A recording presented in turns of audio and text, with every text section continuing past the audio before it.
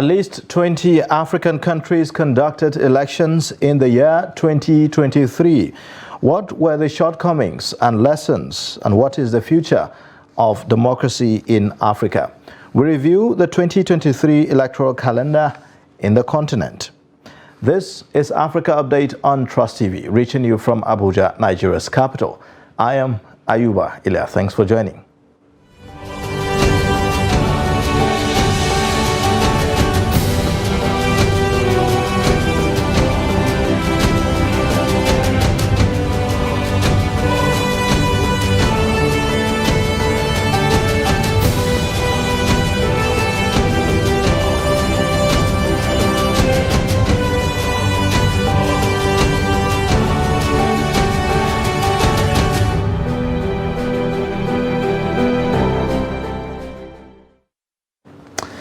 Spanning West, Central, North and Southern Africa, over 20 elections in Africa took place in 2023.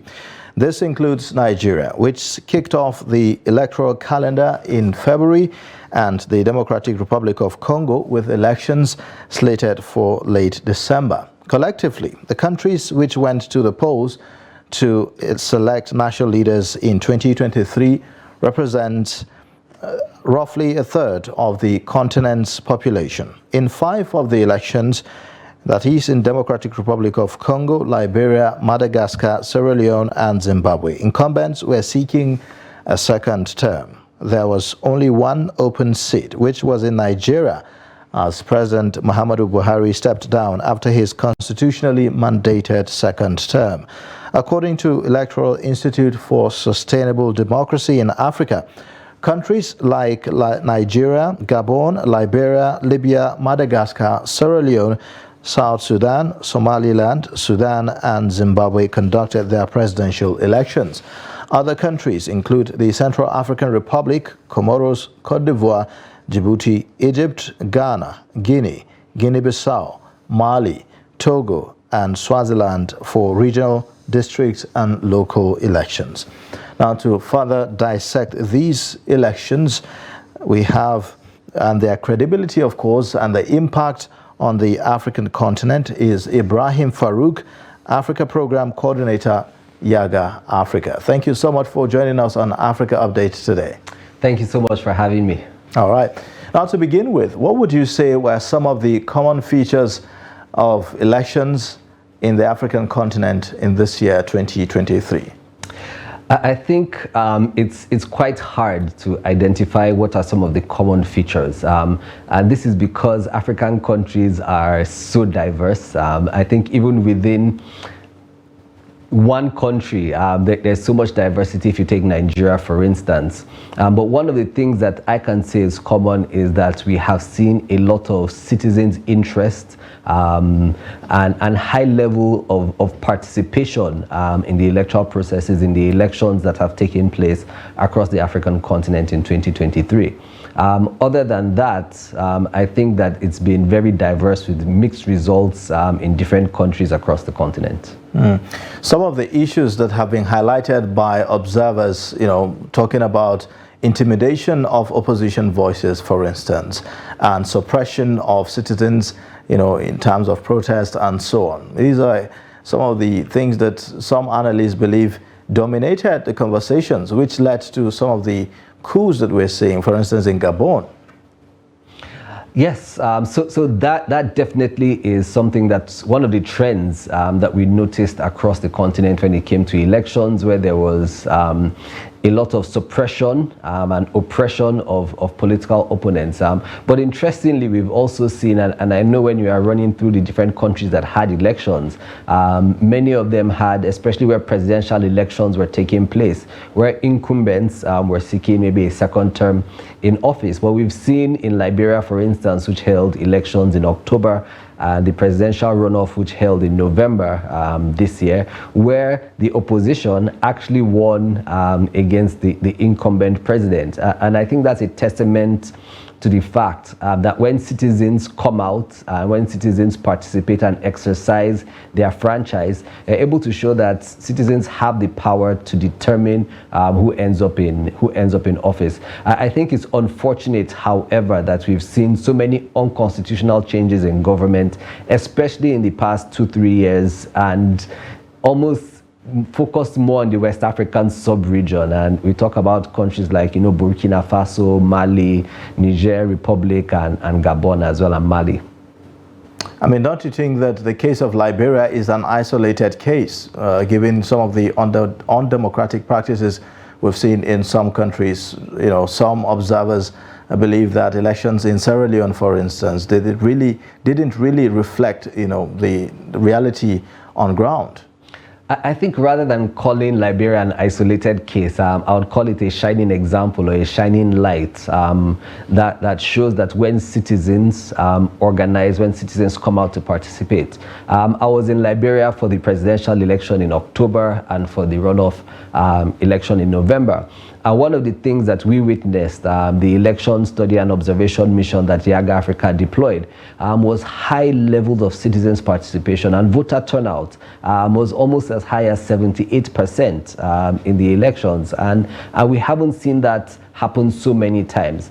But when we see these examples, which I'd rather not call outliers, but shining examples, I think we should celebrate them and also investigate what are some of those causative factors that led to this. Another interesting thing that I think we also need to point out was we saw citizens organize in Senegal when there was an attempt by the president to amend the constitution to also extend his tenure in office. But we saw that citizens' pressure ensured that Macky Sall came out and made that statement that, look, I'm not going to run for a third term, and that also helped to douse a lot of the political tensions in the country. But again, speaking about Senegal, we've also seen where opposition politicians are struggling to ensure that they are on the ballot for the elections which come up in February 2024. So that's still a recurring trend. But we can see a shining light of what happens when citizens organize and demand accountability from political leaders. I mean, you talk about voter turnout and citizens' engagement. Can we say the same for Nigeria, where we had less than 40% voter turnout, which can be considered to be the lowest ever in the since the beginning of the Fourth Republic? Yes, actually, our official voter turnout figures for the 2023 elections are between 25 to 27%, I think. And while there are some factors that have been adduced for why voter turnout was so low for us in Nigeria, speaking broadly around participation, I think we saw high levels of participation, and that was one of the things I alluded to in one of my earlier statements. I think for the first time we've seen Nigerians come out in large numbers to campaign for the candidates of their choice. We saw so many rallies across the country for all the offices that had elections, from president to members of the National Assembly, governors, I think in 28 states, and about 993 members of the state houses of assembly. You could see those high levels of citizens' participation. However, that did not translate into high levels of voter turnout on election day. And I think some of these factors also need to be investigated because we are already on the road to 2027. I mean, some of the issues that have been raised, if you look at a country like Zimbabwe, for instance, where the president was seeking a second term, Emerson Mnangagwa, there were controversies, around compromise and so on. The internet was shut down at some points. Journalists were, denied access to certain places and information and so on. That's a common, phenomenon on the continent, where we have incumbents, try to, behave in a certain way that is not really transparent. And so it brings to question the strength of the institutions, the electoral institutions, to actually conduct credible elections. What can you say about that? Elections are very emotional, and I like that you spoke about the strength of election management bodies to manage that. And as we study elections across the continent and try to piece what are some of those practices that can be copied from one country, so to speak, and applied in another one. We need to learn from that.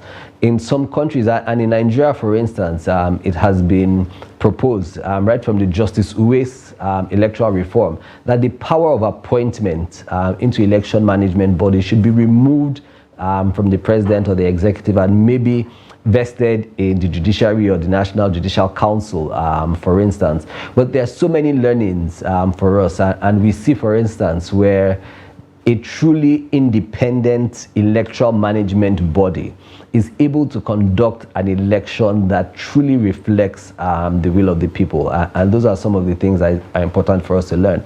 You spoke about Zimbabwe, and Zimbabwe came with so many of its challenges. You'd mentioned how journalists were also oppressed, and I know you're speaking on behalf of your colleagues, but also election observers in Zimbabwe, who are also our colleagues, were also arrested and harassed for the work that they were doing. It shows that there's a lack of transparency, and there isn't an appetite by political leaders to ensure that there's transparency through the work that election observers do. So we must ensure that everyone who is a stakeholder in the process is able to do their duty and their responsibility freely and fairly. I mean, let's talk about, the observer missions, for instance. You talk about how members of the civil society organizations are also arrested and all that. How can members of the civil society groups and observers function better? What can they do differently? Aside, observing we know that there's a limitations to how much observers can actually do, but aside observing and releasing statements and so on, how can they bolster the capacity of the ordinary citizens and local citizens to actually participate in a way that will guarantee that their voices are heard? I think one of the things that's very important is to understand that elections is one event, but there's a whole electoral process. And immediately after a general election, or whichever election as the case may be in that country, there is a need for intensive political education. In many countries where we have observed election, political education, our civic education programs begin maybe 6 months or 1 year before the election. But take Nigeria as an example. We had elections in February and in March 2023, and we're already in December. I think we need to invest in a lot of political education so that citizens understand the link between elections and how it affects your everyday life, and understand that there's a whole process. Democracy is a whole process. Closely tied to civic and political education is also building a culture of accountability. And if you can take your time to either stand under the sun or in the rain to vote for a public official or a political office holder of your choice, I think it also behoves on us as citizens to also hold them accountable, to ask questions around budgets and how monies are being spent, to ask questions around the economy, to ask questions around security, to ask questions around the standards of living for citizens, because these are the things that citizens, these are the campaign promises that citizens listen to. And when you get into office, if you're not delivering on these campaign promises, it now leads to a lot of mistrust, sometimes a lot of apathy. But I think with extensive political and civic education, with building that culture of accountability where citizens make that demand on public officials, we're going to start to see some improvements in Nigeria and across the continent. All right. All right, now we will take a short break, and then when we return, we'll continue our discussion on elections on the African continent. We'll still have Ibrahim Farouk, Africa Program Coordinator, IAGA Africa, with us in the studio. Join us again.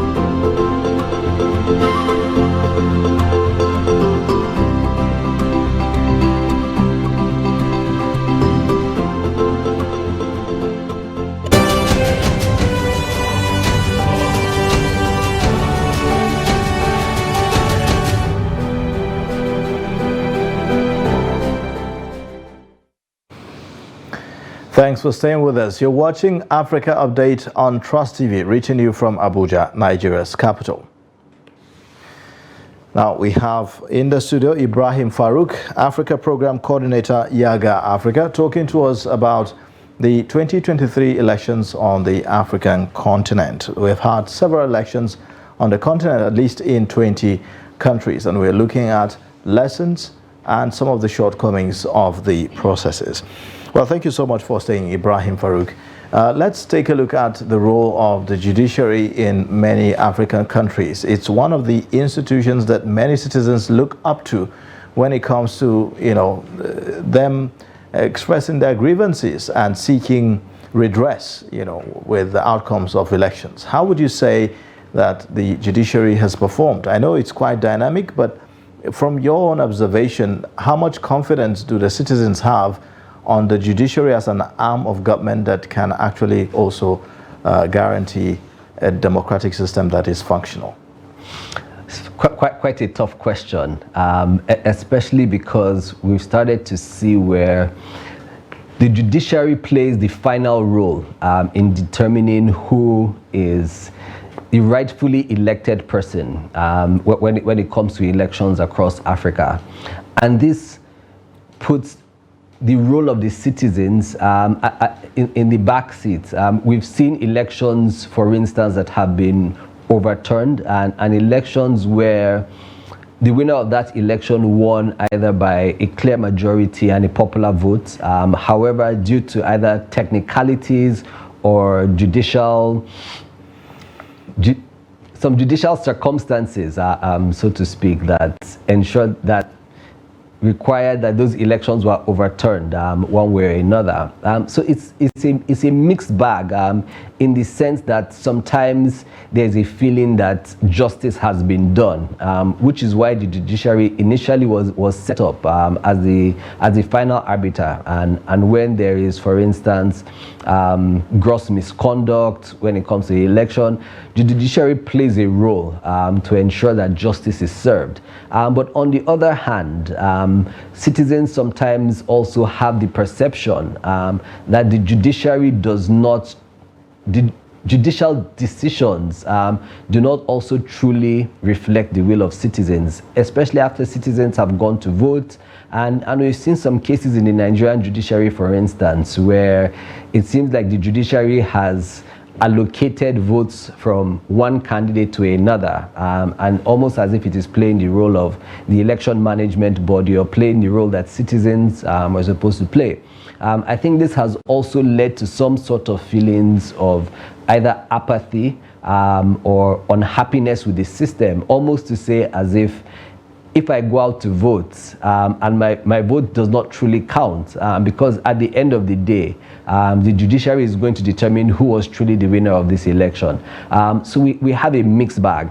I think as we move into electoral reform conversations, and these conversations usually happen immediately after an election, when you have an opportunity to conduct a post-mortem on how the elections were conducted. Okay. I think it's very important to involve the judiciary from the beginning to understand what were some of the challenges with conducting the elections, what was the intent behind some of the laws that were passed to ensure that there are reforms in our system, to ensure that as we move forward, all stakeholders in the process are carried along.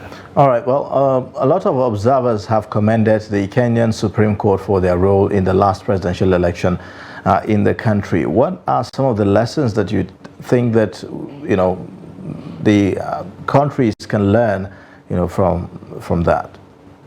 I think one thing that countries need to learn going to elections is to ensure that there is fidelity to the rules guiding the elections. And speaking from a point of someone who observed elections across the continent this year, we saw a lot of that in the Liberian general election, where the guidelines and where there was strict adherence to the elections law that they had. For instance, while we're in the field in Liberia, we saw that even when it came down to the process of counting, the guidelines specifically stated that in each polling unit or polling precinct, as it was called there, that when votes are being counted, they're to be counted in stacks of 50. And so we saw in every polling unit that we visited, and from the other reports that we got from other observer groups that were on the ground, that in every polling unit, polling officials ensured that they were counting the votes in stacks of 50 and clear adherence and fidelity to the rules. Okay. I think that goes a long way in ensuring that we do not have too many cases that end up in the judiciary after the elections.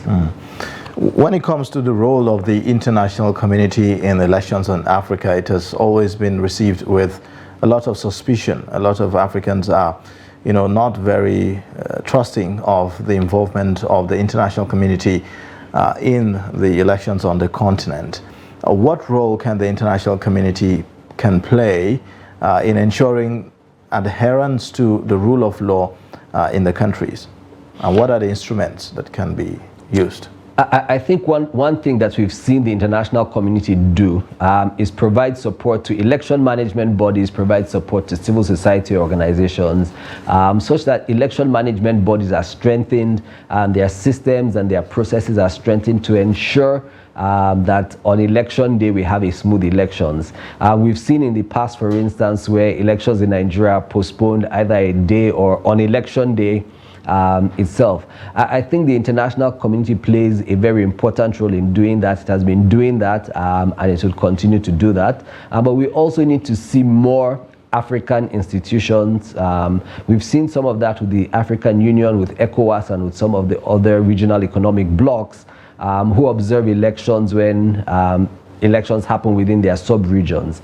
But I think moving forward, we need to see more African institutions play a more leading role when it comes to observing elections and those statements. Finally, there's also around putting pressure and some diplomacy where it may be needed, and also helping to douse tensions, because tensions during elections, especially in Africa, is something we witness almost everywhere. Yeah, but there's also something about the international politics, global politics, and how that interferes with the process. And for some of the countries that have witnessed coups, for citizens in those countries, they consider some countries, some big countries, as complicit in watching right before them undemocratic practices until when there were coups in those countries before we began to hear their voices and so on. What do you say to that? I think what I'll say to that is that African citizens especially, first and foremost, we must take agency of what happens in our own countries. And that brings me back to those conversations around accountability and holding public leaders accountable. It was very interesting to see that when the former president of Gabon was being ousted, he was actually calling on the international community and his friends to make noise in support of him, which I think was quite ironic, considering the fact that there are many what some people would call anti-imperialist sentiments in some of those countries. I would have expected the former or the ousted president to call on citizens, not on his friends, not on the international community, but citizens within his country to make noise to ensure that there's a redemption of democracy on the continent. The international community has a role to play, and while we appreciate the role that the international community plays, we must also see that African institutions play a leading role when it comes to observing elections, when it comes to ensuring that there is adherence and fidelity to the rules, and also speaking out when there are unconstitutional changes of government, and putting pressure on some of those military juntas to adhere to the timelines that have been set so that there is a quick return to democratic rule. All right, well, thank you so much, Ibrahim Farouk, Africa Program Coordinator, YAGA Africa. Thank you for joining us on the Africa Update today and sharing your perspectives with us. We appreciate that. All right, well, that's our show for today. In case you've missed, you can always catch up across all our social media platforms and also on our YouTube live stream. I am Ayuba Ilya. Thanks for watching. Bye.